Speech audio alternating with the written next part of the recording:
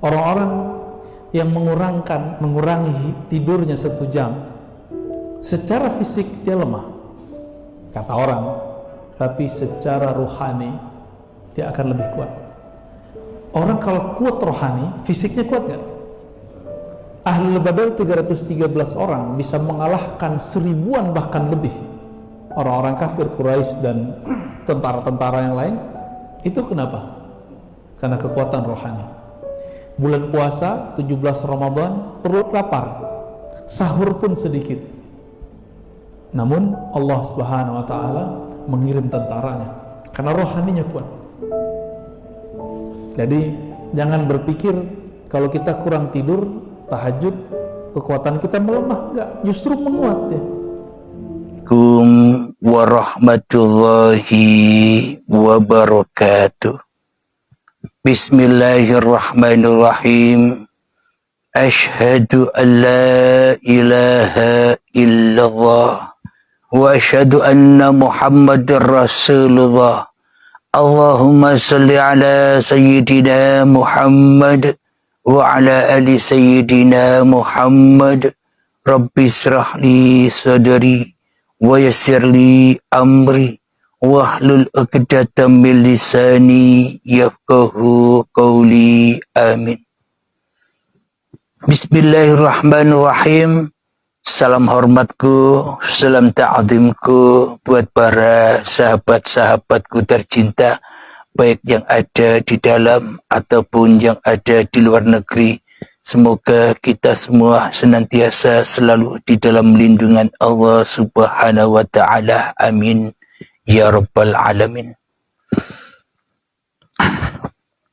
Sebelum kita awali kajian di malam Rajabiyah ini, marilah kita kembangkan kalimah-kalimah thayyibah di dalam nyawa, di dalam jiwa, di dalam hati, di dalam ruh, dan di dalam kehidupan ini dengan kalimah-kalimah thayyibah. Subhanallah walhamdulillah wa la ilaha illallah wallahu akbar wa la hawla wa la quwwata illa billahil aliyyil azim. Sadaqallahul azim. Marilah kita sambut bersama di awal bulan Rajabiyah besok. Kita hormati bulan Rajab sebagai orang muslimin dan muslimat, wal mu'minina wal mu'minat, dengan pujian Allahumma barik lana fi Rajabin wa sa'bana wa ballighna Ramadana. Allahumma barik lana fi Rajabin wa sa'bana wa ballighna Ramadana. Alhamdulillahirabbil alamin. Kajian di malam ini tentang Rajabiyah atau tentang puasa. Jadi hakikat berpuasa itu adalah tidak puasa. Puasa itu adalah tidak puasa. Apa maknanya? Kalau secara syariatnya ya begitulah. Ya puasa secara dohiriyah. Puasa menahan haus dan lapar. Akan tetapi di dalam hati kita masih terbesit diri manusia kita yang merasa mampu berpuasa. Diri kita yang merasa mampu beribadah. dan diri kita yang merasa mampu menjadi Tuhannya hidup dan badan ini. Inilah puasa versi-versinya syariat. Akan tetapi di sini akan coba kami sinkronkan puasa yang ada di syariat, bagaimana supaya puasa ini menjadi puasa yang ma'rifat, puasa yang sesungguh-sungguhnya. Alhamdulillahirabbil alamin.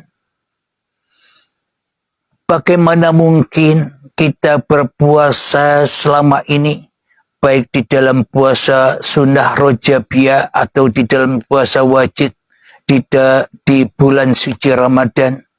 Bagaimana mungkin kita bisa diakui sebagai hamba-hamba yang melaksanakan ibadah puasa di sisi Allah, sementara kita selama ini tidak pernah pulang kepada Allah atas seluruh aktivitas apapun yang kita kerjakan, atas seluruh ibadah-ibadah yang kita lakukan, semuanya termakan di dalam linnas saja. Diakui diri kita lah yang berlaku atas segala aktivitas-aktivitas ibadah, aktivitas-aktivitas sholat yang selama ini tidak bisa pulang kepada lillahi ta'ala. Maknanya tidak bisa pulang kepada kita, tidak mengaku-akui semua itu adalah perbuatan kita. Akan tetapi pulangnya, roji'unya kita semua selama ini hanyalah di dalam pengakuan-pengakuan bahwa semua ini perbuatanku sendiri. Inilah kenapa kita tidak bisa pulang di dalam ibadah, di dalam puasa-puasa kita. Karena selama ini kita tidak bertuhan di hati kita. Hanya itu kendalanya.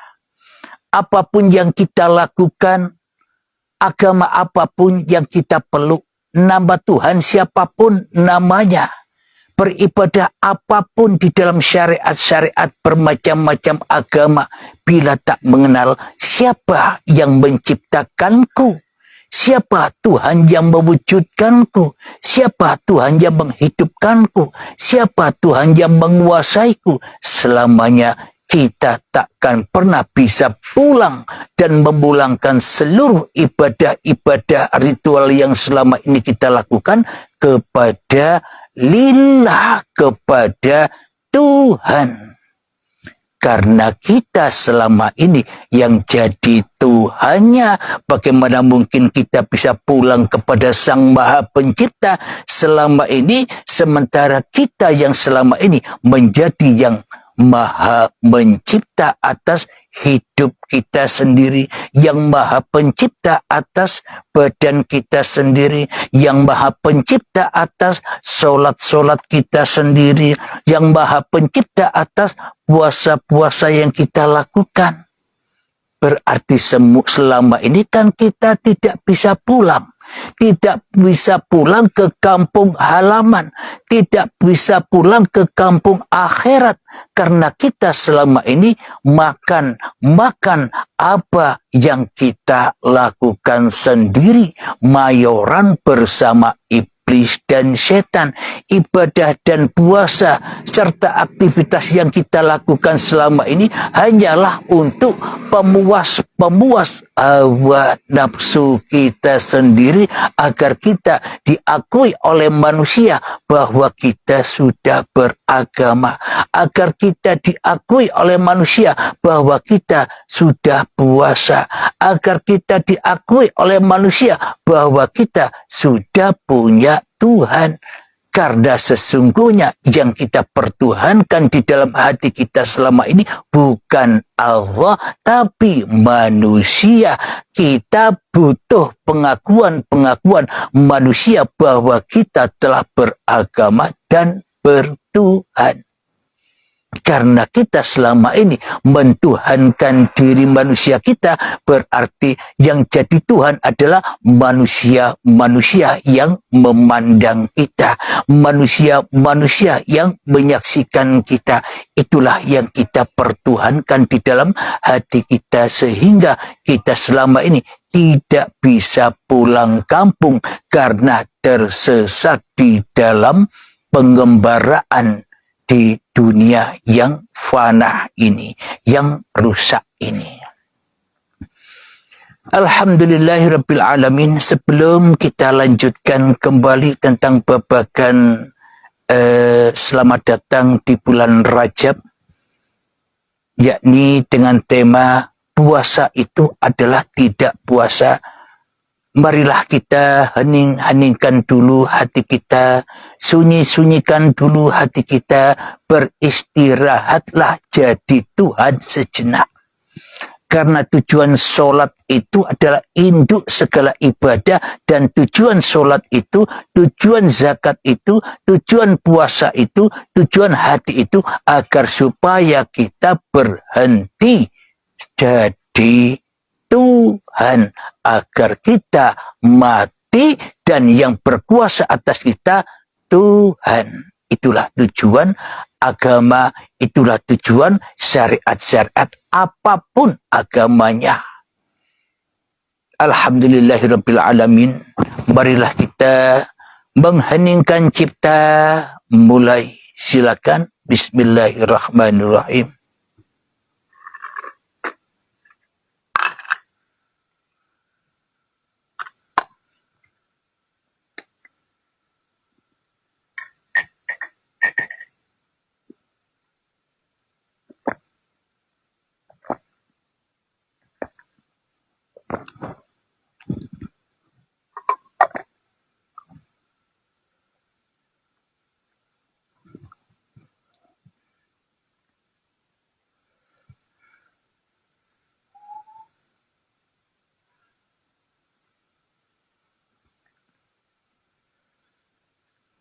Alhamdulillahirabbil alamin.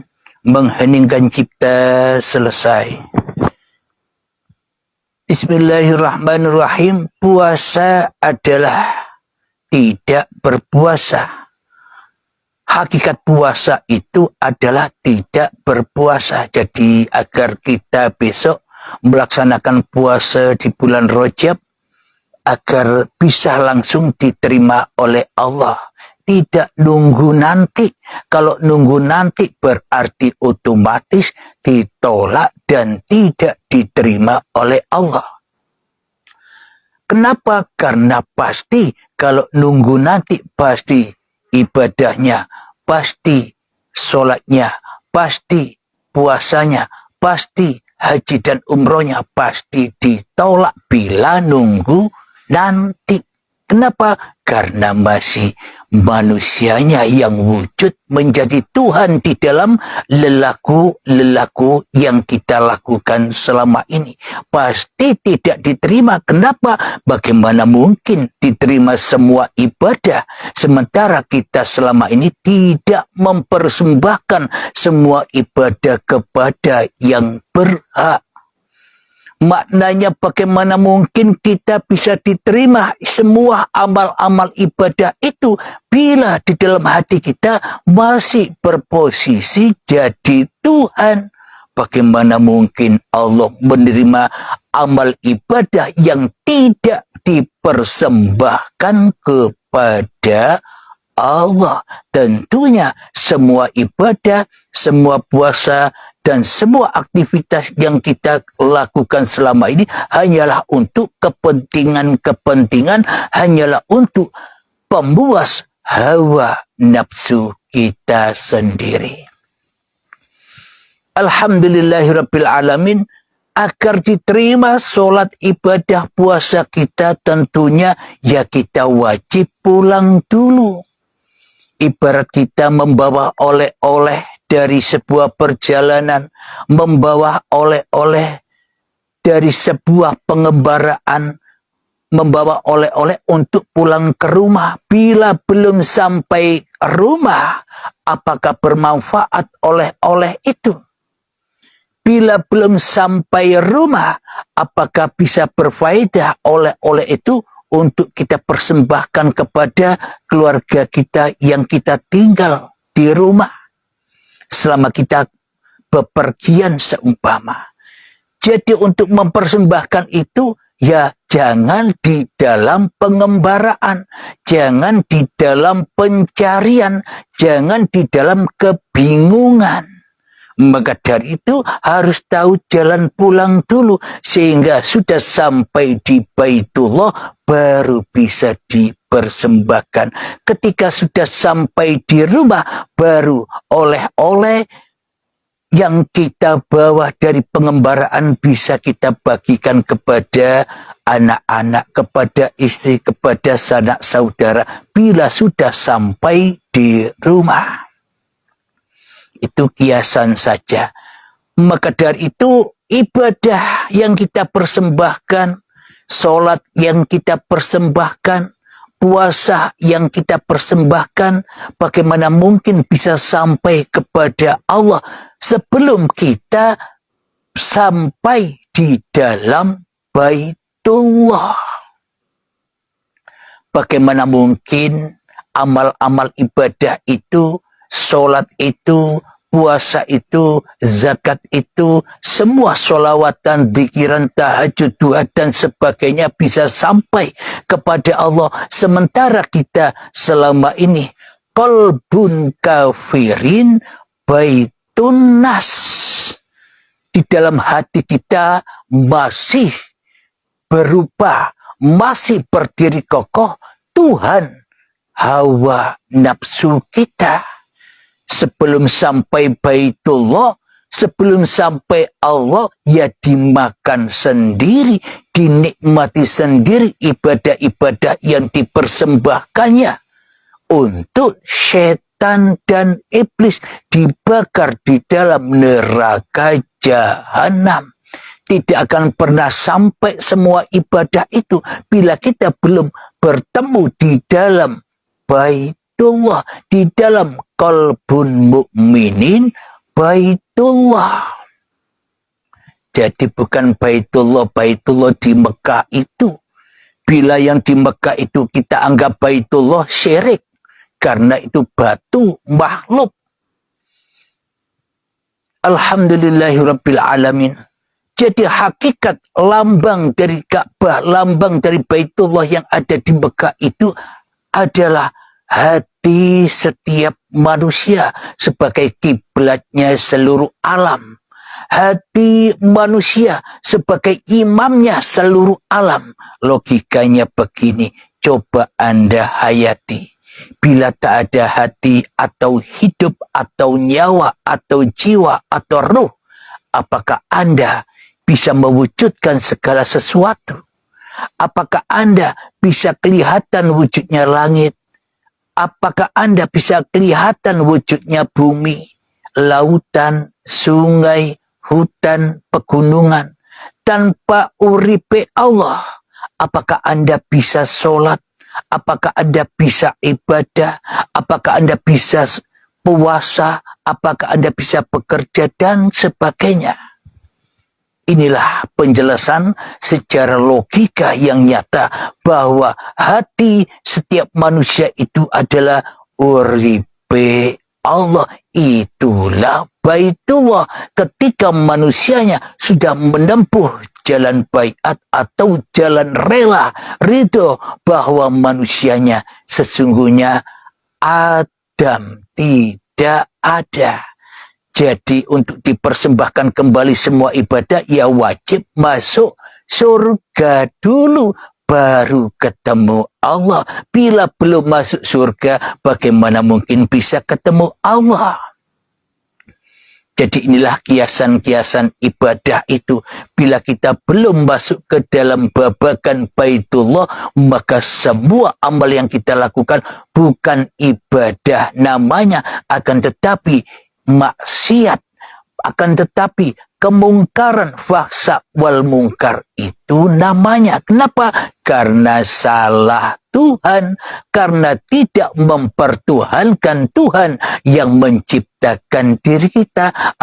Akan tetapi kita selama ini hanya mentuhankan diri kita sendiri dan mentuhankan Tuhan. Dan mentuhani Tuhan seolah-olah Tuhan itu Adam. Seolah-olah Tuhan itu goib. Seolah-olah Tuhan itu mati. Hanya kita yang hidup. Seolah-olah Tuhan itu tidak bisa apa-apa. Seolah-olah Tuhan itu tak bisa berbentuk siapa-siapa. Kalau Tuhan bisa apa-apa, kalau Tuhan bisa berbentuk siapa-siapa, kan syirik. Kan murtad katanya. Dan laisa kamitslihi syai'un, selalu dan selalu oleh seluruh manusia sedunia dinisbatkan hanya kepada Allah yang tak seperti apa-apa dan yang tak seperti siapa-siapa. Bila Allah selalu laisa kamitslihi syai'un, lalu kapan kita bisa pulang kepada Baitullah? Maka selamanya kita takkan pernah bertemu Baitullah bila Allah laisa kamitslihi syai'un. Jadi sesungguhnya yang laisa kamitslihi syai'un itu siapa? Yang tidak seperti apa-apa dan yang tidak seperti siapa-siapa itu siapa? Coba lihat sendiri di dalam surat Al-Insan. Mari kita baca bersama ayatnya di surat Al-Insan ayat pertama. Silakan disimak.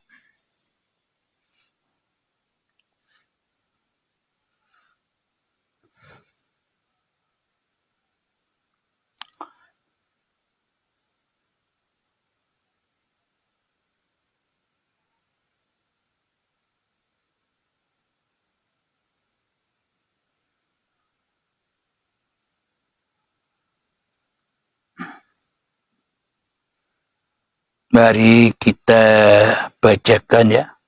Di dalam surat Al-Insan ayat yang pertama. Bismillahirrahmanirrahim. Hal ata 'alal insani hinam minad dahri lam yakun syai'an madhkura.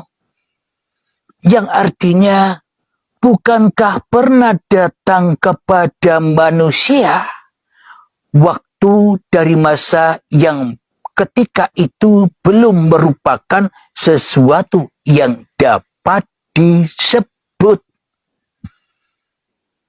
Coba hayati lagi, saya bacakan lagi artinya.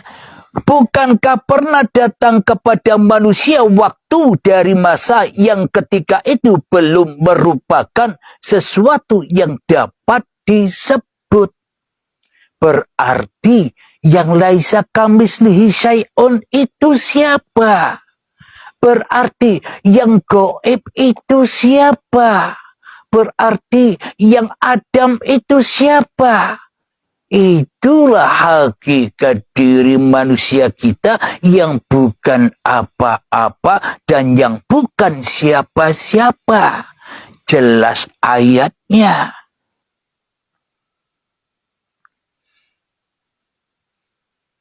Jadi cara untuk pulang kembali ke qalbun mukminin baitullah, agar kita kembali ke alam surga, agar kita bisa berjumpa Allah untuk mempersembahkan semua apa yang kita hak miliki selama ini. Kita wajib tahu siapa diri kita dulu. Laisa kamitslihi syai'un itu adalah diri kita. Sama halnya disebut di dalam Al-Quran, Allah maha gaib, pun Allah juga maha nyata. Tergantung kita ini di makom golongan yang mana. Kita bermakom, berakidah Allahnya gaib, apa berakidah Allahnya yang nyata. Sama dengan begitu. Bila Allah masih gaib, tandanya berarti kita selama ini tidak bertuhan. Bagaimana mungkin kita bisa bertuhan? Wong Tuhannya tak ada, wong Tuhannya mati, wong Tuhannya ndak wujud. Sedangkan yang wujud hanyalah iblis dan setan. Sedangkan yang wujud hanyalah hawa nafsu kita sendiri. Apakah itu dikatakan bertuhan? Sementara kita mentuhankan kewujudan diri kita sendiri di hati kita.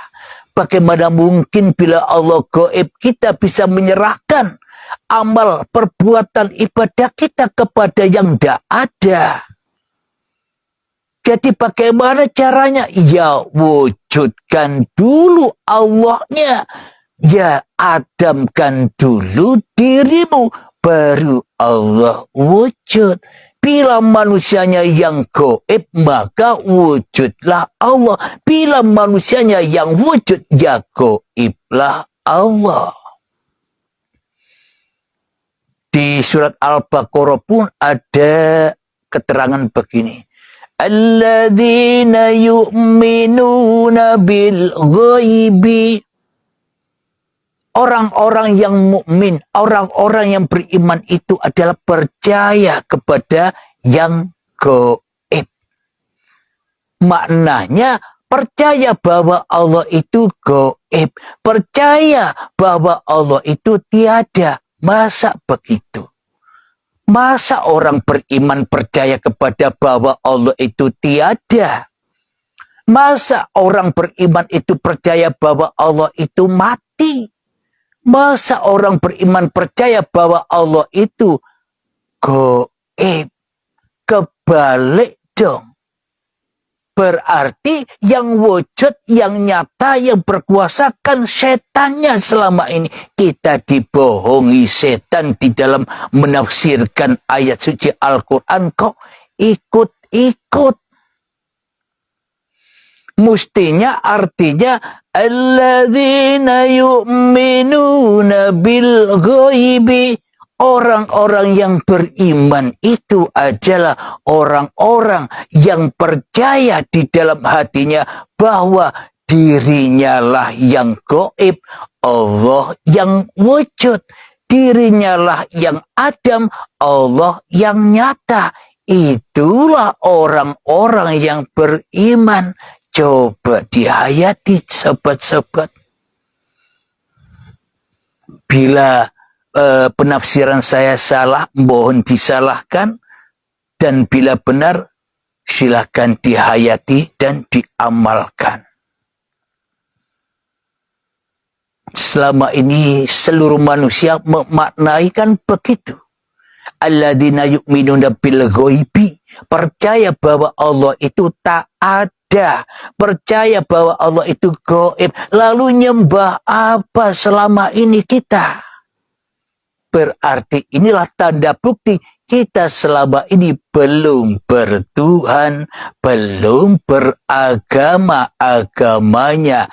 Tuhan belum masuk surga bertemu Tuhan, belum qalbun mukminin Baitullah. Akan tetapi kondisi kita semua termasuk saya selama ini hanyalah qalbun kafirin baitun nas. Hanya manusia kitalah yang wujud, hanya manusia kitalah yang hidup, hanya manusia kitalah yang berkuasa atas diri kita sendiri. Berarti ateis apa tidak? Berarti Fir'aun apa tidak? Silakan dinilai sendiri, silakan ditimbang-timbang sendiri sebelum kedatangan timbangan akbar. Mohon maaf. Bismillahirrahmanirrahim.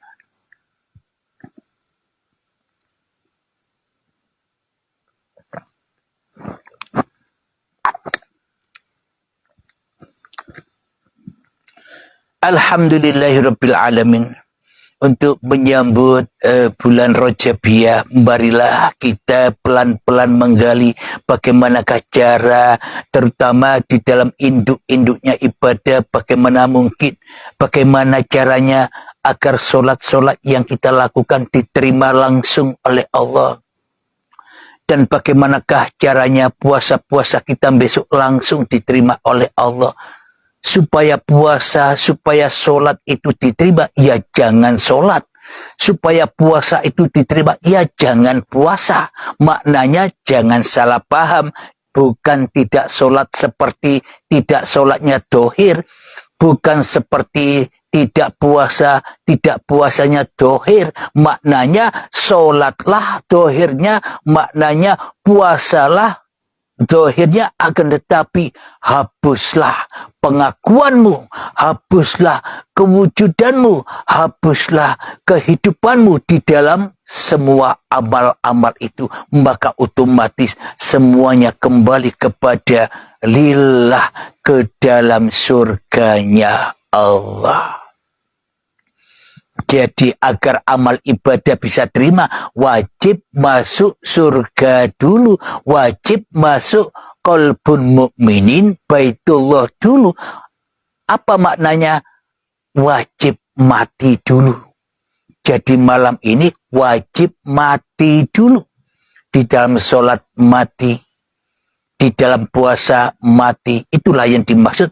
Sholat itu hakikatnya tidak sholat, puasa itu hakikatnya tidak puasa. Maknanya manusianya sudah tak bisa linas lagi, akan tetapi manusia tak punya daya, akan tetapi manusia tak punya kuasa. Semata-mata semua itu hanyalah inna sholati wa nusuki wa mahyaya wa mamati lillahi rabbil alamin. Sesungguhnya solat-solatku dan sesungguhnya ibadah-ibadahku, bahkan hidup dan matiku pun bukan milikku, akan tetapi milik Rabbul Alamin. Itulah makna dari lillahi ta'ala. Itulah makna dari mati sebelum mati. Dan itulah makna hakikatnya seluruh ibadah-ibadah itu akan menjadi amal yang soleh. Kenapa? Karena bukan kita yang beramal. Akan tetapi kalau kita yang beramal, maka semua itu akan menjadi racun-racun neraka saja, racun-racun kebanggaan saja, racun-racun kemuliaan saja, yang akan membawa kita kepada ketersesatan dan ketersesatan. Alhamdulillahirabbil alamin. Semoga saya khususnya dan semoga kita semua para pecinta jamaah Uripi Allah dimanapun anda berada, kita selalu dibimbing oleh Allah, kita selalu diberi petunjuk oleh Allah ke jalan lurusnya, selalu dan selalu pulang kepada Allah daripada pulang kepada diri kita sendiri. Karena seluruh manusia, wa ma khalaqatul jinna wal insa illa liya'budun. Tidak kuciptakan jin dan manusia hanyalah untuk mengabdi. Apa makna mengabdi itu? Pulang kampung dulu, masuk surga dulu, baru bisa mengabdi. Kenapa? Karena sudah bertemu Tuhannya. Jadi kalau masih di dalam neraka, di dalam hawa nafsu, bagaimana mungkin bisa ibadah? Ya ibadahnya hanyalah untuk api-api pembakaran dirinya sendiri. Semoga puasa besok di bulan Rajab, semua ibadah-ibadah kita, semua puasa-puasa yang kita lakukan, jangan pernah kita bangga, jangan pernah kita mengakui bahwa semua itu hanyalah milik kita. Berdiamlah di dalam hatimu, pasrahkan bahwa semua hanyalah lillahi ta'ala. Amin ya rabbal alamin. Sebelum kita akhiri kajian di malam ini, pembuka di dalam bulan Rajab ini, marilah kita kembangkan salawat talibin daf'ul bala, agar senantiasa hati kita tidak zalim lagi kepada diri kita sendiri. Allahumma salli ala sayyidina Muhammad وأشقي لي ظالمين بظالمين اللهم صل على سيدنا محمد وأشقي لي ظالمين بظالمين وأخرجنا من بينهم سالمين